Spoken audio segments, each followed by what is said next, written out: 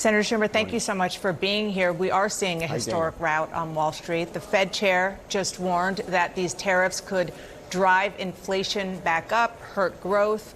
How worried are you that all of this could push the U.S. economy into a recession?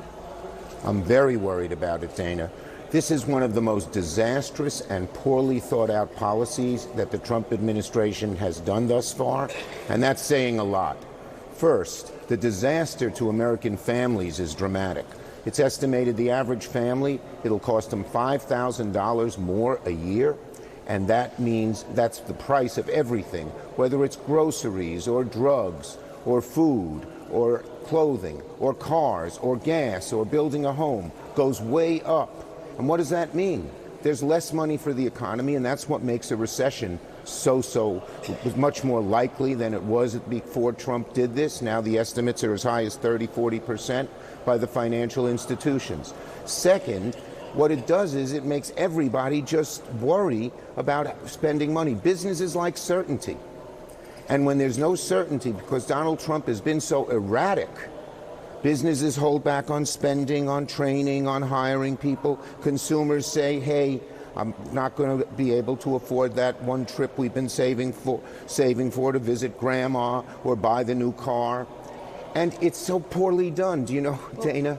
This policy taxes penguins, but not Putin, because the herd and McDonald Islands are in the tax. All they have is penguins. Yeah. He leaves Putin alone. It's crazy. It's poorly thought out, but most of all, it's a disaster. So one more point. Why is he doing this? To give tax breaks to his billionaire friends. They are all in that billionaire bubble. They just talk to themselves, and they don't know how badly they're hurting average American families. Well, let me sort of ask a follow-up on that, because what Donald Trump has argued for decades is that it's about fairness, and it's about helping American manufacturing, in particular, helping blue-collar jobs and workers and American businesses in the U.S. This is what he says. And he actually has support right now in this current climate, in this current policy from the UAW. They called his auto tariffs, quote, return to policies that prioritize workers who build this country rather than the greed of ruthless corporations. The UAW obviously is historically a key Democratic constituency. Are they wrong here? No, look, there are certain tariffs that pinpointed, careful, aimed at things that other countries are doing badly at us make sense. This is not that. This is across the board, 10% on everything in addition to what other tariffs he's put on. But what about the auto and so it tariffs affects everything. In particular?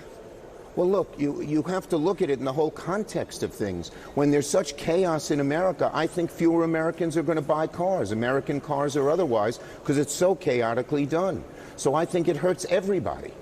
So this big union organization, UAW, on this, they don't have it right? Look, I respect them, but the tariffs, if they wanted to do something about autos, should have been much more pinpointed and isolated than this massive assault on American families, all to help the billionaires. That's why he's using this tariff money to further cut taxes on billionaires, and that's what we're talking about on the floor of the Senate right now. The veteran Republican Senator Chuck Grassley and Democratic Senator Maria Cantwell, they have introduced a bill, bipartisan bill, to require congressional approval for any new tariffs. And I'm sure you saw that Grassley said it's necessary to reassert Congress's constitutional role and ensure Congress has a voice in trade policy. Is that going to pass? Look, it has good bipartisan support. I think it's a very good bill. It's the first time we have seen some Republicans buck Donald Trump. They've all too often gone along with him, even when they know his policies are dead wrong. So I welcome it, and I hope it could pass. It's a bipartisan bill, and it shows you how bad these tariffs are when even Republicans who have been so afraid to break with Trump, some of the leading Republicans are, and they deserve some credit for that on this bill. I want to take a step back and play a moment from your colleague Cory Booker and one of the many, many things he said during his marathon floor speech this week. Yes. I confess that I've been inadequate to the moment. I confess that the Democratic Party has made terrible mistakes that have given lane to this demagogue. I confess we all must look in the mirror and say we will do better. Senator, I don't need to tell you that some in the Democratic base, some rank-and-file voters, are still concerned about your leadership. They're still kind of sore about you voting for the government staying open, voting with Republicans, including, supporting the president on that. Have you taken the criticisms to heart? And if so, how are you changing your approach now and going forward? Well, first, what Corey did was incredible and deserves huge credit. Not only the stamina he showed, the 25 hours, and I talked to him and worked with him beforehand, the preparation. But what he said was great. Yes, of course, Democrats, we are now focused on the future. And we are focused on showing how awful this administration is. So on the floor today, you're going to see a whole series of amendments that talk about how devastating the cuts would be on Medicaid, how devastating on Social Security, how devastating on food, how devastating on our security. We're going to talk about all their self-dealing.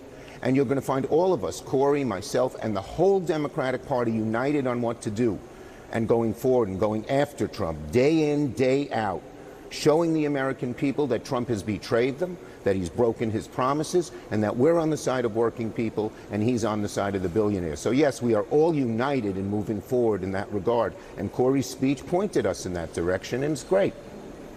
I do, before I let you go, want to ask about a report in the Columbus Dispatch that says Ohio Republican Senator Bernie Moreno told people that Democrats are, quote, monolithic sheep that follow the Führer Schumer's orders. What's your reaction to being called a Führer by a fellow senator? This is vicious, nasty, and anti-Semitic, plain and simple. You know, I'm the highest Jewish-ranking official in America, and I lost people, lots of people, to the Holocaust, to this vicious man Hitler who killed 6 million Jews. It is outrageous what he did. It is anti-Semitic what he did.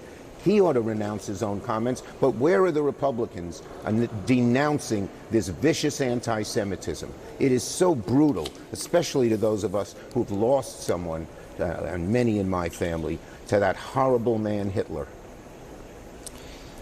Senator, thank you so much. I believe in control room, tell me, do we have time?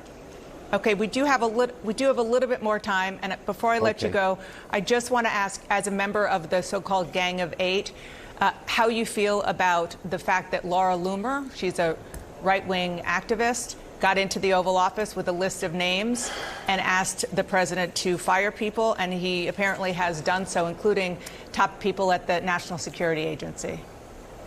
It's like the inmate running the asylum. Laura Loomer is one of the most extreme MAGA conspiracy theorists there is. She says that 9/11, January 6th was an inside job, and he's listening to her. This shows how low this administration goes. And it's all catching up with them, as we saw in Wisconsin. It's all catching up with them. Senator, thank you so much for being here. Appreciate it. I know you're going to have a very long night. Thank you. Thank you. Good to be with you, Dana. And thank you so much for joining Inside Politics. Hope you have a terrific weekend.